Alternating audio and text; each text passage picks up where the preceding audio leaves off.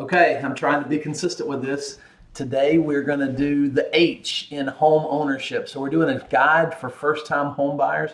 And the first thing we're going to talk about, is well, we talked about it yesterday. Who can qualify as a first-time home buyer? And we talked about ways that you could qualify if you were not actually a first-time home buyer. So go back and watch the video from yesterday if you need to know that. But tips for home ownership. Today we're going to start with how to prepare. We're going to go right through the word home ownership. Today we're just going to do the H. We're going to cover the H in home ownership, and it's hustle, hustle, hustle, hustle. When I say hustle or hard work leads to increased pay, what's your first thought? I think it's important that we figure out what you think when you hear that. When I say that hustle or hard work leads to increased pay, what goes in your mind?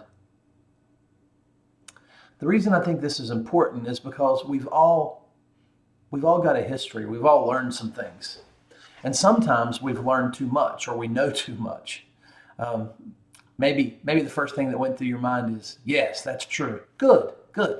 You're probably the kind of person that has applied that to your life and you're hustling, you're working hard. But some people, when they hear that, hustle, hard work leads to increased pay, they think, didn't work for me.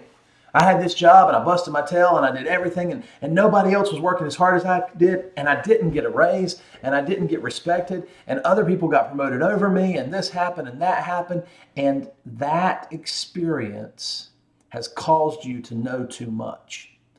Is it true? Does sometimes hustle not lead to increased pay and hard work? Yeah, it's true. Sometimes your circumstances just don't work out the way they should. But that doesn't mean you should stop hustling. And it also tells me that your thinking may actually be a deterrent to your becoming a homeowner someday.